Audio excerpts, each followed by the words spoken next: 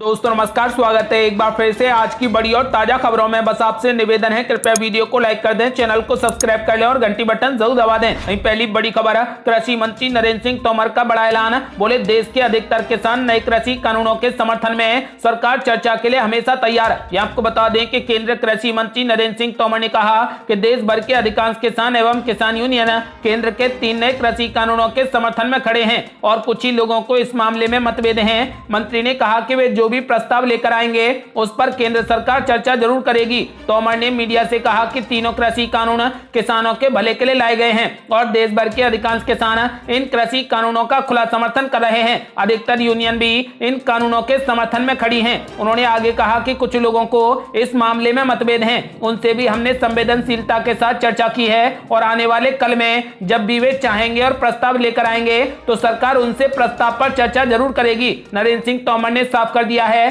कि कृषि कानूनों में संशोधन संभव है, लेकिन कृषि कानून किसी भी कीमत पर रद्द नहीं किए जाएंगे। इस मामले में आपका क्या कहना है? अपनी राय हमें वीडियो लाइक कर कमेंट बॉक्स में जरूर दें। और बड़ी खबर, बीजेपी और जेडीयू ने की भारत को हिंदू राष्ट्र घोषित करने की मांग। यह आपको बता दें कि कश्मीर घाटी में आतंकवादियों द्वारा बिहार के निवासियों की हत्या का मामला बिहार की सियासत में तूल पकड़ता जा रहा है। इसको लेकर बीजेपी के नेता बेहद गुस्से में हैं। बीजेपी के विधायक ने आतंकियों के खात्मे की मांग करते हुए भारत को तुरंत हिंदू राष्ट्र घोषित करने की मांग की है। बीजेपी की सहयोगी जनता दल यूनाइटेड ने भी इसके सुर में सुर मिला दिया है, जिससे इस मुद्दे पर राजनीति गर्मा गई है। बीजेपी के विधायक हरिभूषण ठाकुर ने कहा कि यदि आतंक से लड़ना है तो पहले भारत को हिंदू राष्ट्र घोषित करना होगा। उन्होंने भारत को न सिर्फ हिंदू राष्ट्र घोषित करने बल्कि यहां रहने वाले अल्पसंख्यकों के लिए पाकिस्तान और बांग्लादेश जैसा कानून भी बनाने की मांग की है। उनकी मांग है कि जिस तरीके से बांग्लादेश और पाकिस्तान में हिंदू अल्पसंख्यक हैं और उनके लिए जो कानून है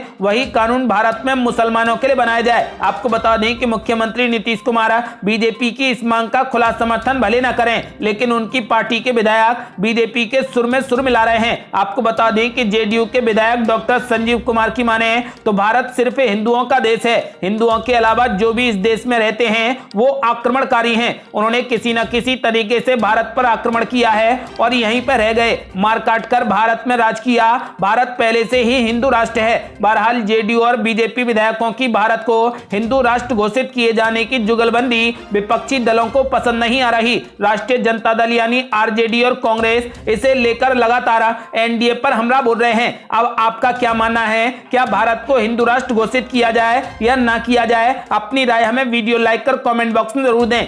और बड़ी खबर, पीएम मोदी आज उत्तर प्रदेश का करेंगे दौरा। प्रधानमंत्री आत्मनिर्भर स्वस्थ भारत योजना का करेंगे शुभारंभ। ये आपको बता दें कि प्रधानमंत्री नरेंद्र मोदी आज उत्तर प्रदेश का दौरा करेंगे। इस दौरान मोदी प्रधानमंत्री आत्मनिर्भर स्वस्थ भारत योजना का शुभारंभ करेंगे। प्रधानमंत्री आत्मनिर्भर स्वस्थ भारत योजना देश भर में स्वास्थ्य सेवा के बुनियादी ढांचे को मजबूत करने के लिए सबसे बड़ी अखिल भारतीय योजनाओं में से एक होगी। इस योजना का उद्देश्य शहरी और ग्रामीण दोनों क्षेत्रों में सार्वजनिक स्वास्थ्य के बुनियादी ढांचे में महत्वपूर्ण अंतराल को भरना है। 5 लाख से अधिक आबादी वाले सभी जिलों में क्रिटिकल केयर सेवाएं उपलब्ध रहेंगी। प्रधानमंत्री नरेंद्र मोदी अपने उत्तर प्रदेश दौरे के दौरान प्रदेश में 9 मेडिकल कॉलेजों का भी उद्घाटन करेंगे। इसका मुख्य उद्देश्य मेडिकल की पढ़ाई के अलावा इलाज के लिए आम लोगों को राहत देना है। लोगों को आसानी से इलाज हो सके, सरकार इस पर गंभीरता से काम कर रही है। इसके अलावा प्रधानमंत्री नरेंद्र मोदी वाराणसी के लिए 5200 करोड़ रुपए से अधिक की विकास परियोजना का भी उद्घाटन करेंगे।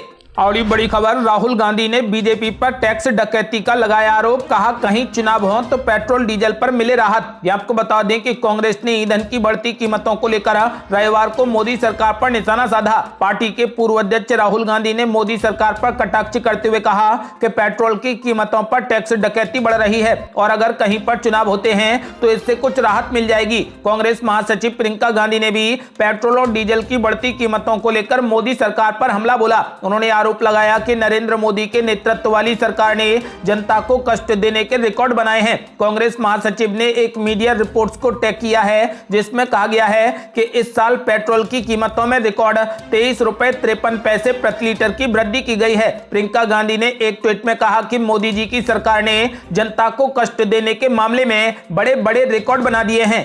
और ये बड़ी खबर, बसपा ने चुनाव आयोग से की ओपिनियन पोल पर बैन लगाने की मांग। ये आपको बता दें कि बीएसपी ने चुनाव आयोग को चिट्ठी लिखकर चुनाव से 6 महीने पहले पोल सर्वे पर बैन लगाने की मांग की है। पार्टी के महासचिव और राज्यसभा सांसद सतीश चंद्र मिश्र ने बीएसपी की तरफ से आयोग से अपील की है। 11 पन्नों की चिट्ठी में मिश्र ने आरोप लगाया है कि ओपिनियन पोल से वोटर भ्रमित होते हैं। उनका कहना है कि सत्तारूढ़ पार्टी को जानबूझकर फायदा पहुंचाने के लिए ऐसा किया जाता है। हाल ही में कुछ एजेंसी ने सर्वे किया जिसमें बीएसपी को बहुत पीछे दिखाया गया, जबकि बीजेपी के खाते में बहुमत का आंकड़ा पेश किया गया है। बीएसपी अध्यक्ष मायावती शुरुआत से ही ओपिनियन पोल के खिलाफ रही हैं। वे कहती रही हैं कि ये सब पैसा वाली पार्टियों का हथकंडा है। दलितों और वंचितों की लड़ाई लड़ने वाली बीएसपी के खिलाफ ये बड़ी साजिश है। लेकिन पहली बार बीएसपी ने इस मामले में चुनाव आयोग से लिखित में शिकायत की है। यूपी की 4 बार मुख्यमंत्री रह चुकी मायावती का आरोप है कि कोरोना के कारण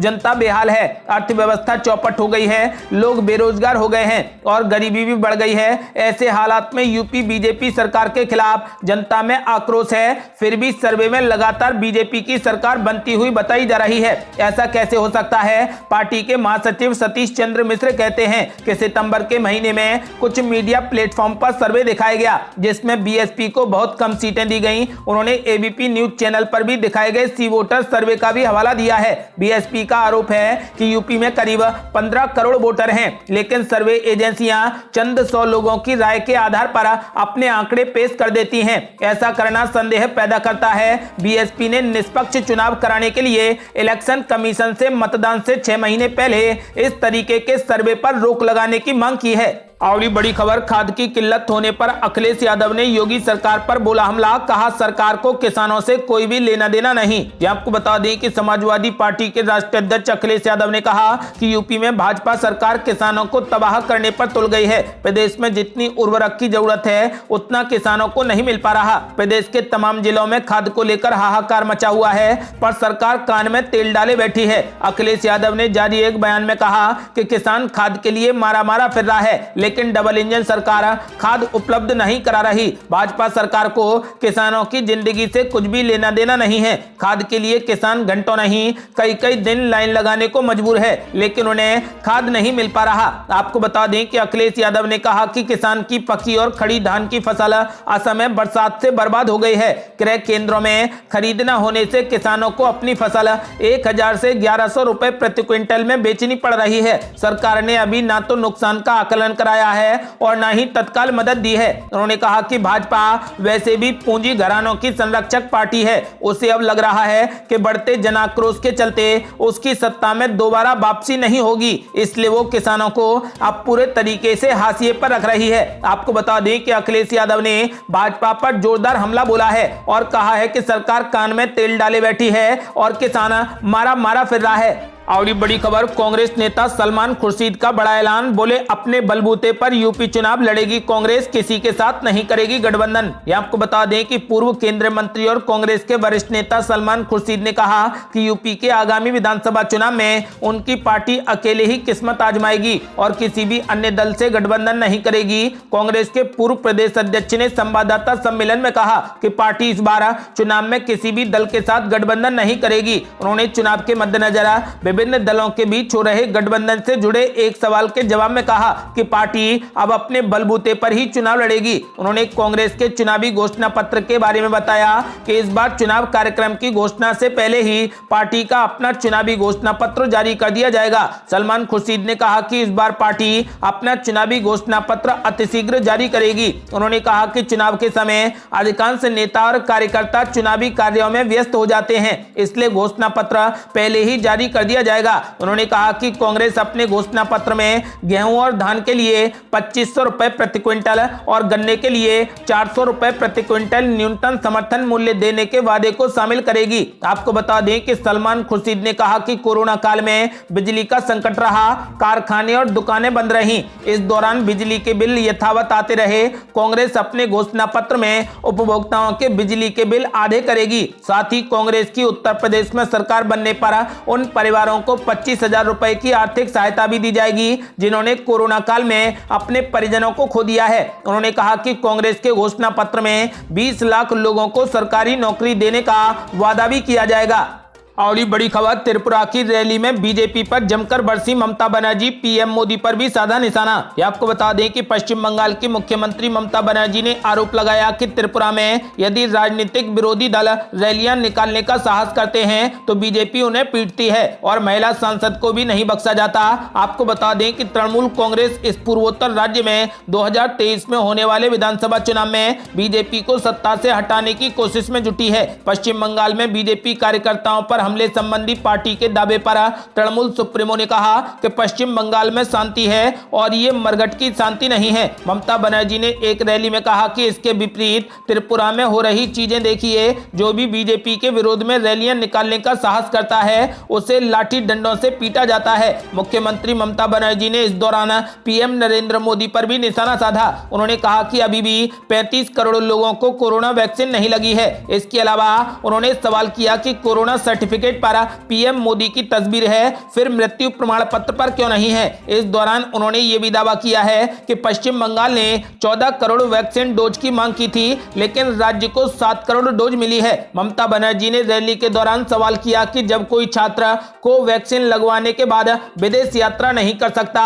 तो मोदी ने कोवैक्सीन लगवाने के बाद कैसे यात्रा की। उन्होंने कहा कि WHO से कोवैक्सीन को मंजूरी क्यों नहीं मिली है। और ये बड़ी खबर, तेज प्रताप यादव का बड़ा ऐलान, बोले जगदानंद के रहते आरजेडी से मेरा कोई भी नाता नहीं, जल्द लूंगा बड़ा फैसला। ये आपको बता दें कि लालू प्रसाद यादव के पटना आने के बाद भी आरजेडी के अंदर मचा घमासान खत्म नहीं हुआ है। परिवार के अंदर चल रहा विवाद उस वक्त और बढ़ गया है जब पटना एयरपोर्ट से लालू के साथ आए तेज प्रताप यादव को राबड़ी आवास में प्रवेश की इजाजत नहीं दी गई। तेज प्रताप यादव राबड़ी आवास के गेट से लौट गए और ऐलान कर दिया है कि जब तक प्रदेश अध्यक्ष जगदानंद सिंह को पार्टी से नहीं निकालेंगे तब तक हमारा आरजेडी से कोई भी मतलब नहीं है। तेज प्रताप यादव ने जगदानंद सिंह पर आरोप लगाया है कि पटना एयरपोर्ट पर उन्होंने हमें धक्का देकर बाहर जाने को कहा।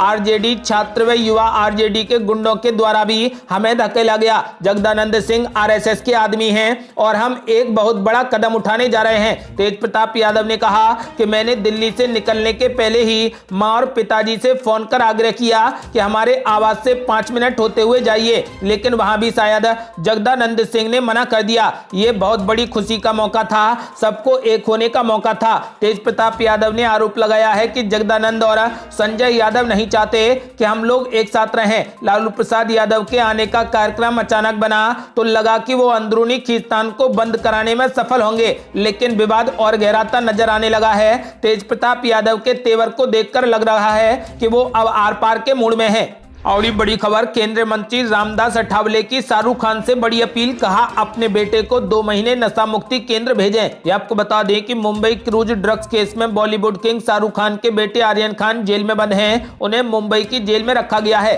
शाहरुख खान के वकीलों की तमाम कोशिशों के बाद भी अभी तक आर्यन खान जेल से नहीं छूट पाए हैं। केंद्रीय मंत्री रामदास अठावले ने मीडिया के माध्यम से शाहरुख खान से अपील की है कि वे अपने बेटे को सुधारने के लिए नशा मुक्ति केंद्र भेजें। आपको बता दें कि केंद्रीय मंत्री रामदास अठावले ने उनका बचाव किया है। रामदास अठावले ने शाहरुख खान से अपने बेटे को सुधारने की बड़ी अपील की है और कहा कि शाहरुख खान से मेरा निवेदन है कि वे आर्यन खान को सुधारें। मेरी सलाह है कि आर्यन खान को 1 से 2 महीने के लिए नशा मुक्ति केंद्र भेज दें ताकि वो ड्रग्स से मुक्त हो सकें। ये थी अब तक की बेहद बड़ी खबरें। यदि आप भी चाहते हैं कि भारत जल्द से जल्द कोविड मुक्त हो जाए और किसानों को न्याय मिले तो इस वीडियो को लाइक कर अपनी राय हमें कमेंट बॉक्स में जरूर दें। यदि आपने अभी तक हमारे चैनल को सब्सक्राइब नहीं किया है तो कृपया चैनल को सब्सक्राइब कर घंटी बटन जरूर दबा दें। जल्दी मिलते हैं बड़ी अपडेट के साथ, तब तक के लिए जय हिंद, जय भारत।